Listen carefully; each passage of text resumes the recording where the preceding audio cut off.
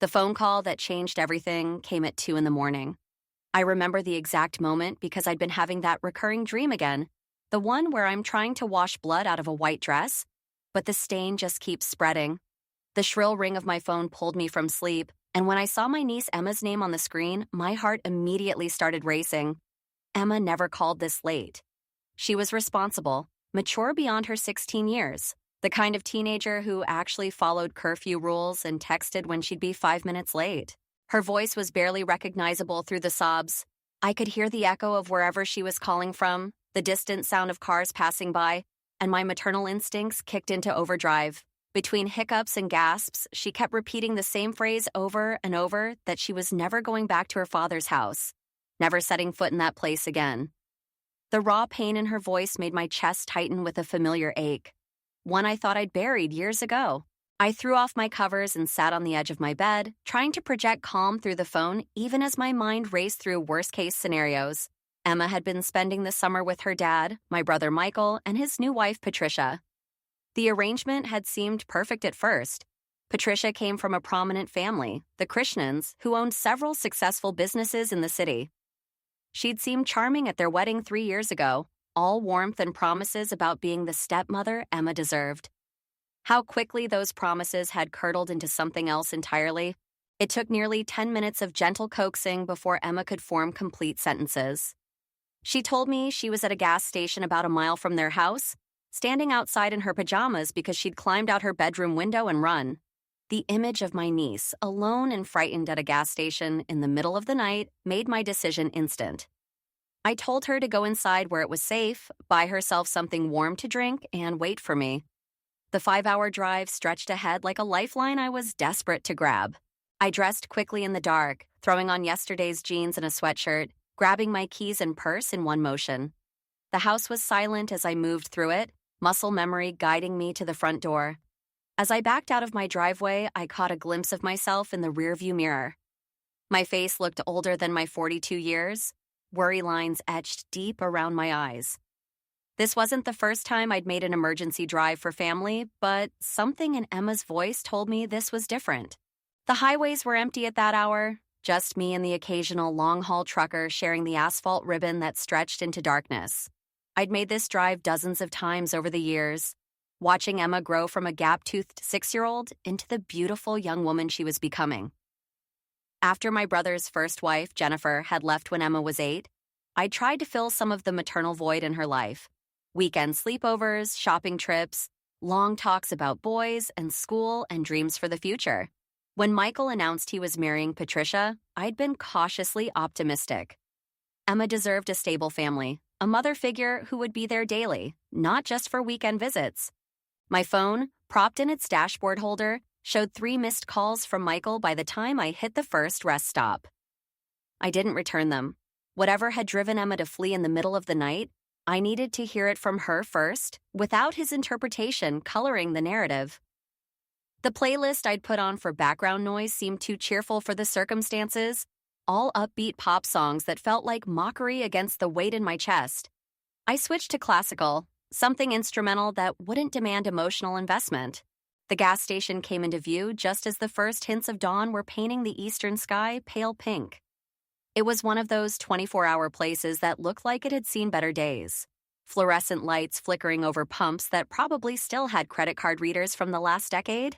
But there, visible through the smudged glass doors, was Emma. She was sitting in a booth near the window, hands wrapped around a paper cup, a plastic bag on the seat beside her. The relief on her face when she saw me nearly broke my heart. She stood up so fast she almost knocked over her hot chocolate, and then she was in my arms, sobbing against my shoulder like she had when she was little, and skinned her knee. I held her tight, one hand smoothing her tangled hair, murmuring nonsense words of comfort. The night shift clerk watched us with mild interest before returning to his phone.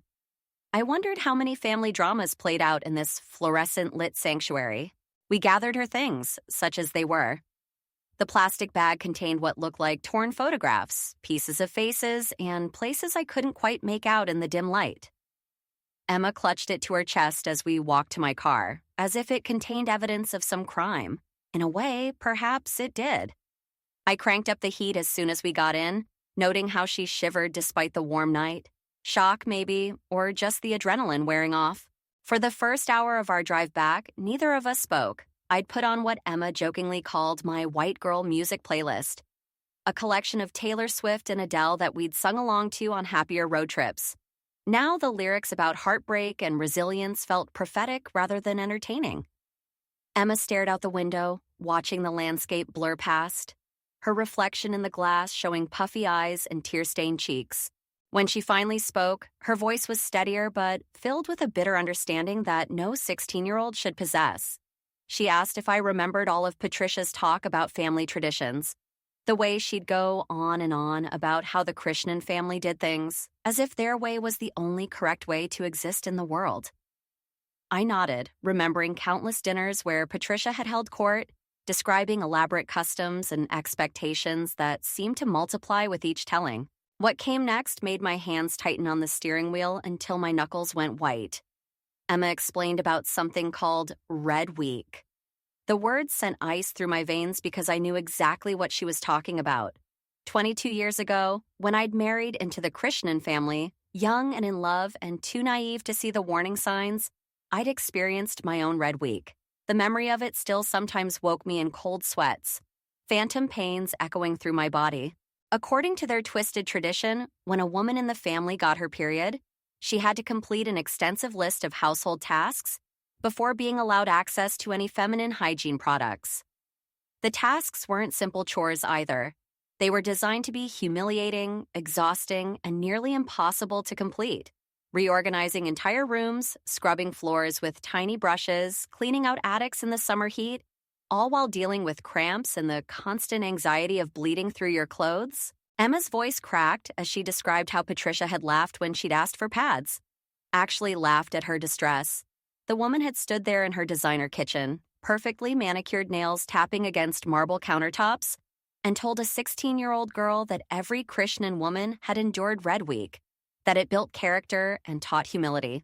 The cruelty of it, the calculated degradation disguised as tradition, made me want to turn the car around and confront Patricia right then. But Emma wasn't finished. The pool party, she said, was where everything had fallen apart. Patricia had invited what seemed like the entire extended family for their annual summer gathering. Emma had been desperately trying to complete her impossible task list, racing against her own body's timeline. She'd scrubbed bathroom grout with a toothbrush for 3 hours, reorganized the garage in 90-degree heat, hand-washed all the outdoor furniture cushions. But the list kept growing, new tasks added every time she thought she was close to finishing.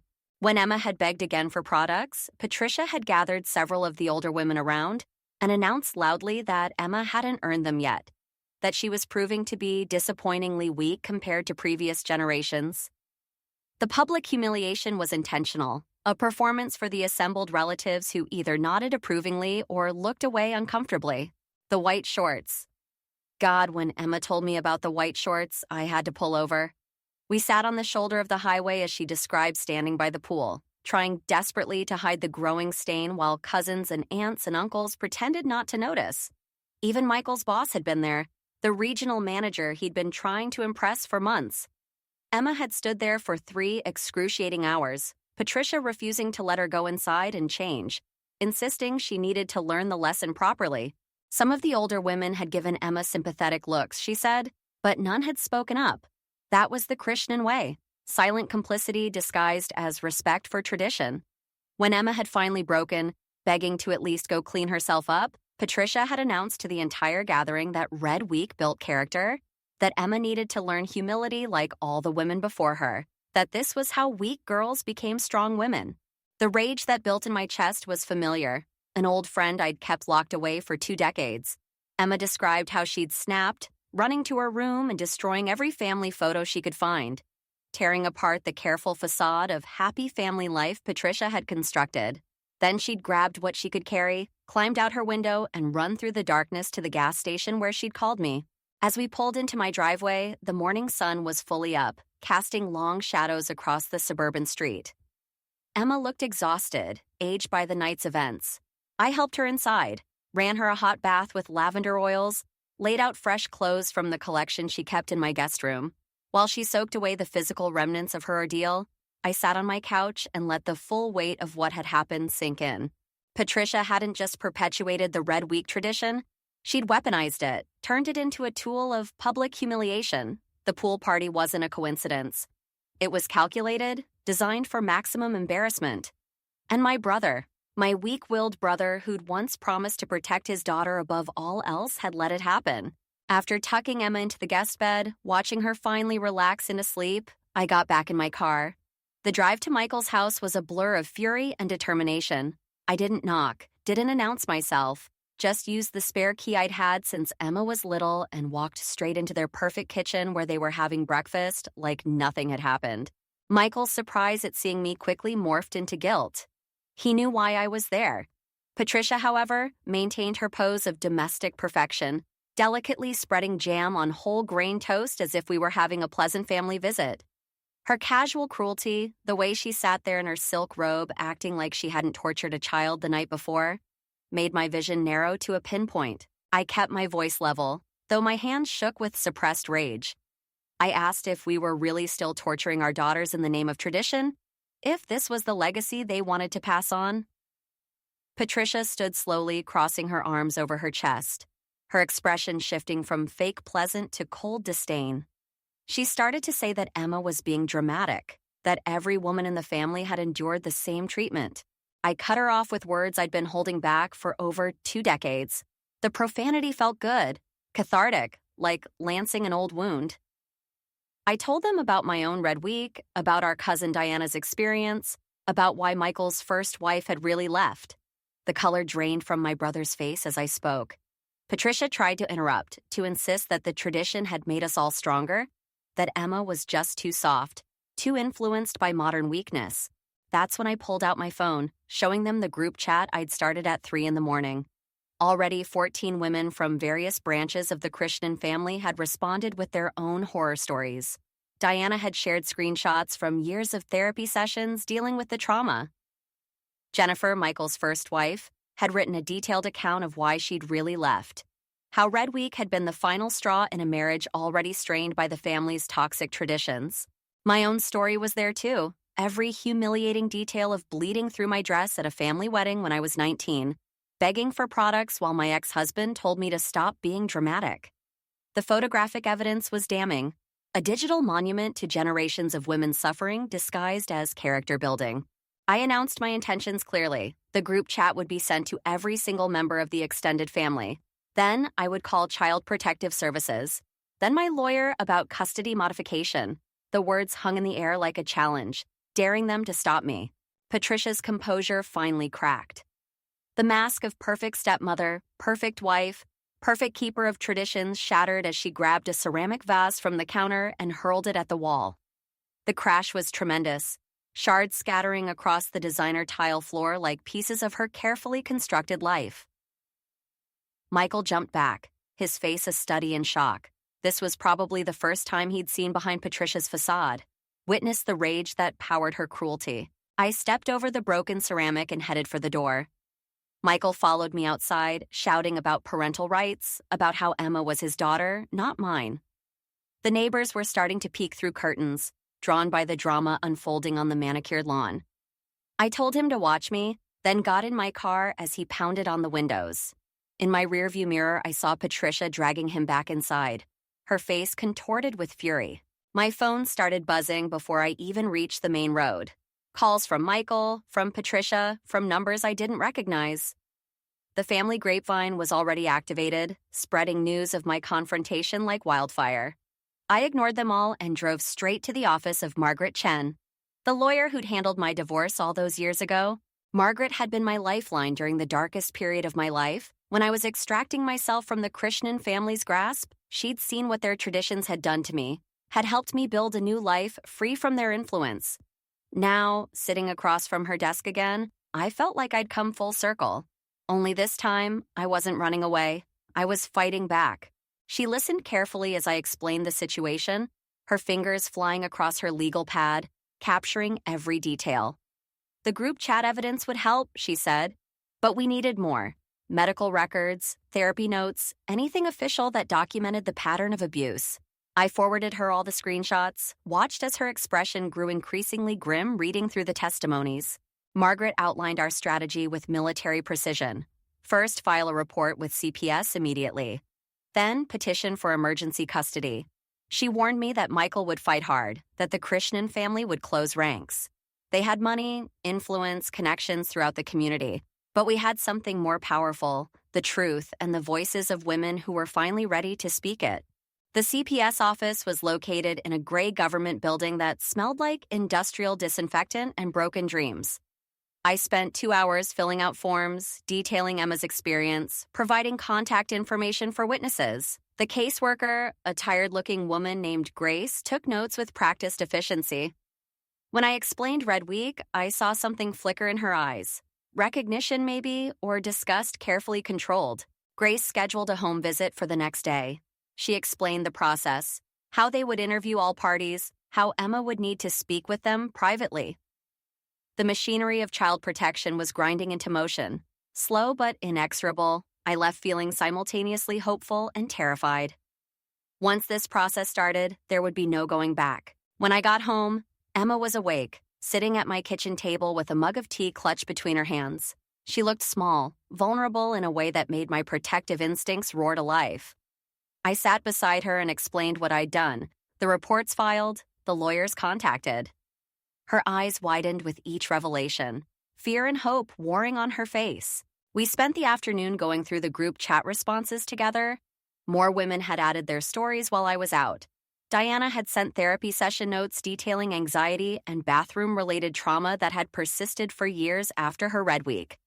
Another cousin, Priya, described getting a severe kidney infection because she'd been denied products for 6 days. The stories painted a picture of systematic abuse spanning generations, each woman thinking she was alone in her suffering.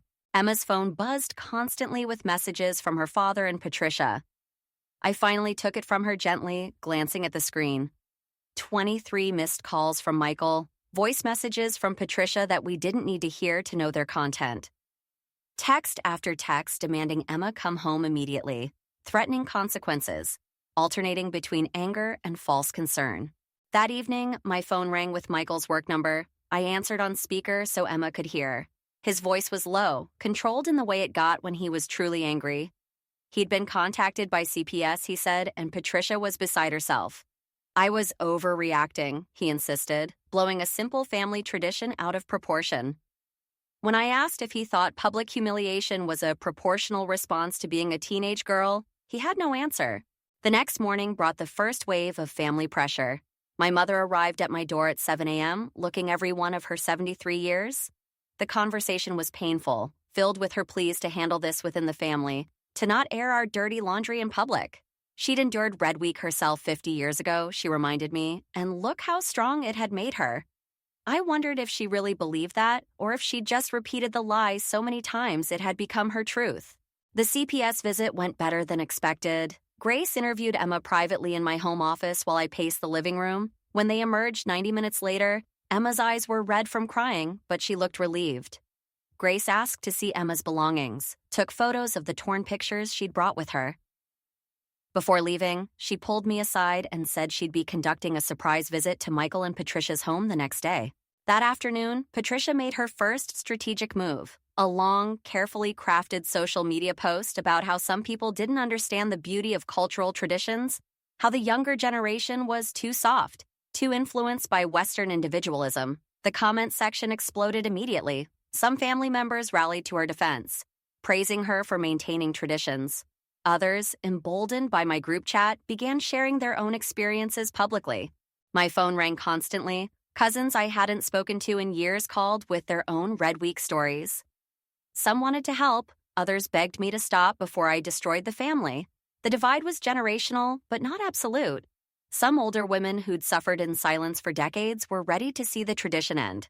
Some younger ones, desperate for acceptance, defended it viciously. Then came the escalation I'd been dreading. Michael showed up at my house with legal papers, official documents regarding custody and parental rights. He stood on my doorstep in his expensive suit, looking like the successful businessman he'd become. Nothing like the little brother who used to beg me to check for monsters under his bed.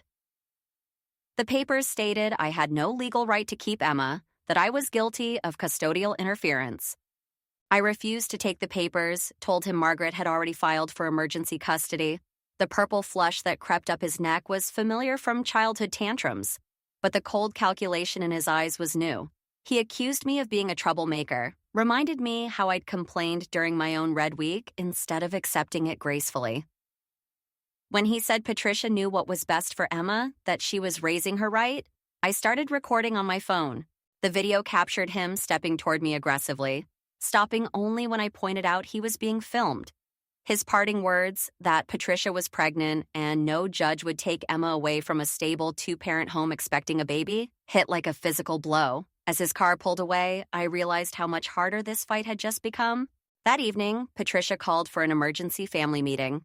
The mass text went to over 60 relatives, demanding mandatory attendance to discuss family traditions and values. I wasn't invited, but Diana promised to attend and report back. While they met, I took Emma shopping for essentials, trying to maintain some normalcy in the chaos. Walking through Target, filling a cart with clothes and toiletries, felt surreal. Emma hesitated at the feminine products aisle, asking in a small voice if she could get the good ones. Patricia had always bought the cheapest, thinnest pads, telling Emma she should be grateful for even those.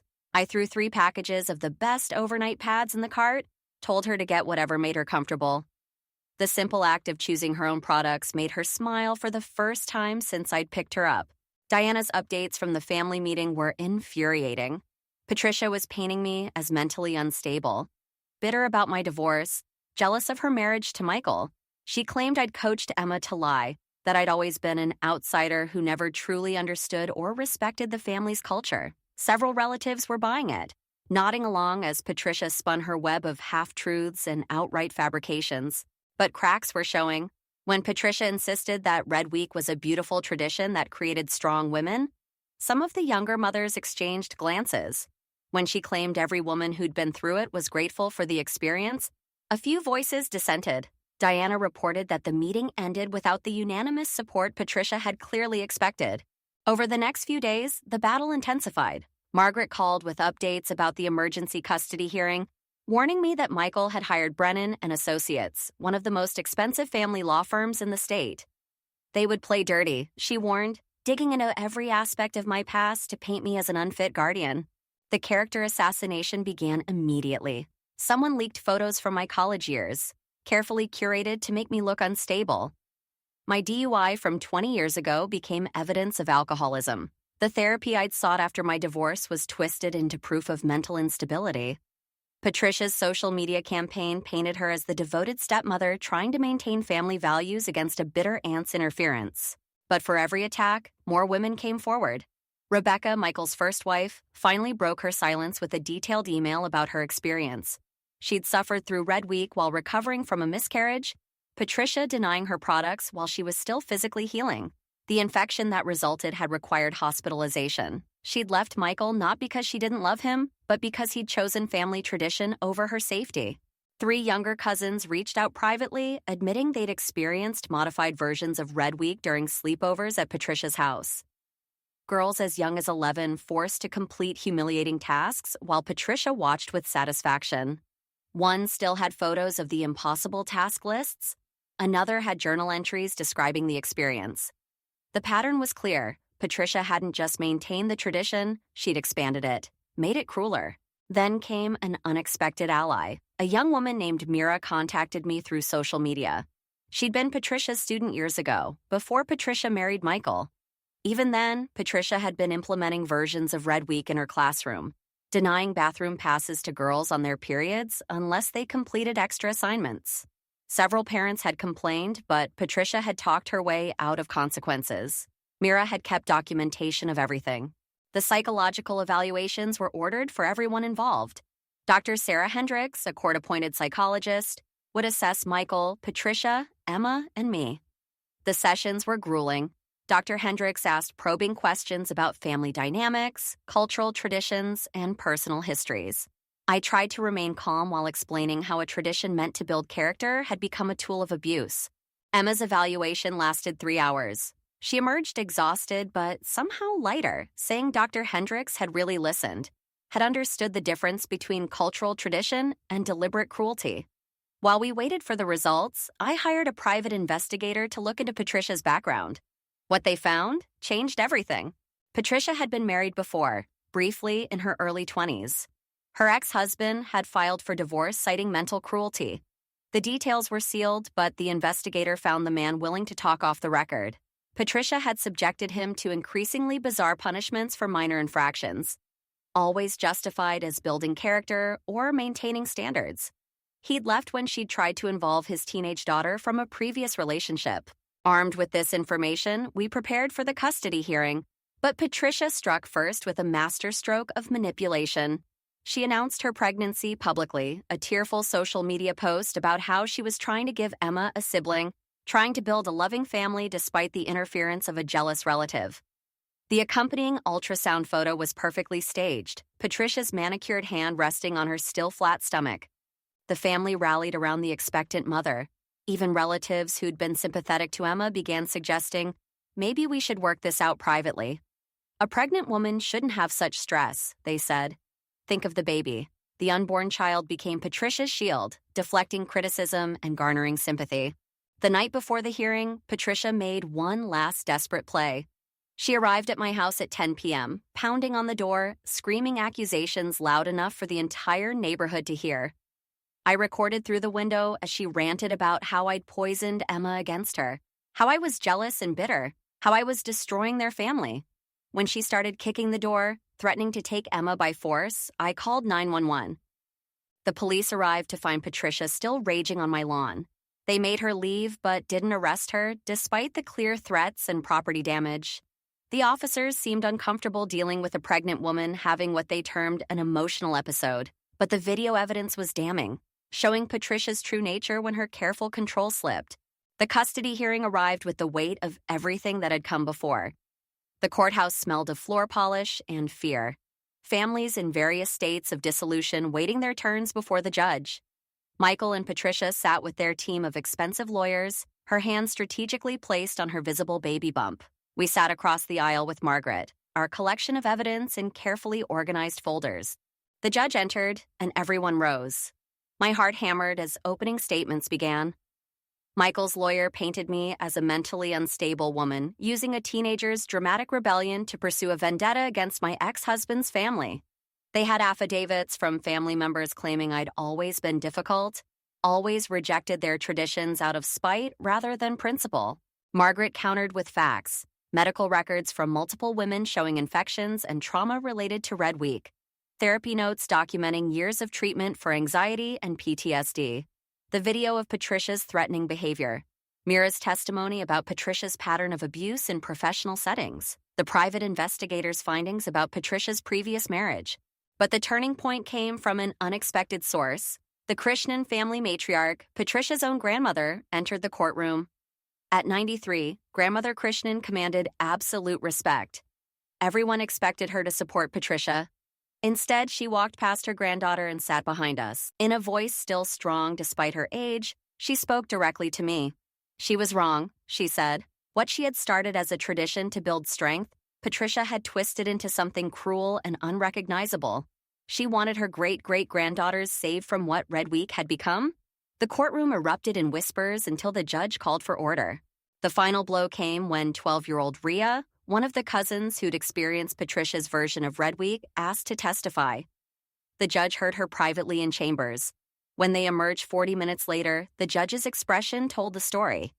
Whatever Rhea had shared, whatever evidence she'd provided, had tipped the scales definitively. The ruling was swift and decisive. Emergency custody granted to me. Michael would have supervised visitation only, pending completion of parenting classes and therapy. Patricia was prohibited from any contact with Emma. The words felt like victory and vindication combined. Years of silence finally broken, years of suffering finally acknowledged. Patricia's composure shattered completely. She shot to her feet, screaming about her pregnancy, about Emma being her daughter too, about the unfairness of it all. As security moved to escort her out, she turned to me with pure hatred in her eyes. This wasn't over, her expression said. This would never be over. In the months that followed, The Krishnan family fractured along lines that had existed for generations but never been acknowledged. Some clung to tradition, insisting we'd destroyed something sacred. Others, finally free to speak, shared stories of suffering that went back decades. Support groups formed. Therapy was sought. The healing process began, painful and necessary. Emma thrived in my care. She started therapy to process her trauma, joined support groups with other girls who'd experienced similar abuse disguised as tradition. Her grades improved. Her confidence returned. She even started dating a nice boy from her new school, someone who knew nothing about Red Week or family traditions or the price of breaking silence. Michael struggled with supervised visits at first, full of excuses and justifications. But slowly, without Patricia's influence, he began to see what he'd allowed to happen. The therapy sessions were brutal for him, confronting his complicity, his choice of tradition over his daughter's well-being. Progress was slow, but it was progress. Patricia gave birth to a son 6 months later. The custody battle for him began immediately, with her ex-husband emerging from the shadows to share his own experiences. The court, now aware of Patricia's patterns, took his testimony seriously. Last I heard, she had supervised visits only, her son protected from the traditions she'd wielded like weapons. The Krishnan family traditions didn't die entirely. Some customs, the beautiful ones about food and celebration and community, survived the reckoning. But Red Week ended, officially, formally, with the matriarch herself declaring it defunct. Some called it cultural erasure. Those of us who'd survived called it freedom. I still have nightmares sometimes, phantom pains echoing through decades. The white dress dream hasn't gone away entirely. But now when I wake, I check on Emma sleeping peacefully in her room, safe from traditions that would have broken her. I think about all the girls who won't suffer as we did, all the women who finally found their voices. Emma asked me once if I regretted destroying the family. I told her the family was already destroyed, poisoned from within by silence and complicity. All we did was reveal the rot, expose it to sunlight and fresh air. Sometimes destruction is necessary for healing. Sometimes breaking the cycle means breaking everything else too. She's applying to colleges now, my brilliant niece who almost had her spirit crushed by tradition. She wants to study law, inspired by Margaret and the power of justice properly applied. She wants to help other girls trapped by cultural practices that hide abuse behind heritage. She wants to be the voice she needed but didn't have until that night she called me from a gas station. The other day, she was organizing her room and found the bag of torn photos from that night. We looked through them together, piecing together fragments of false, happy memories. Then she gathered them up, every last piece, and we burned them in the backyard fire pit. As the smoke rose into the evening sky, she said she felt free. Finally, completely free. The cycle is broken. It cost us everything.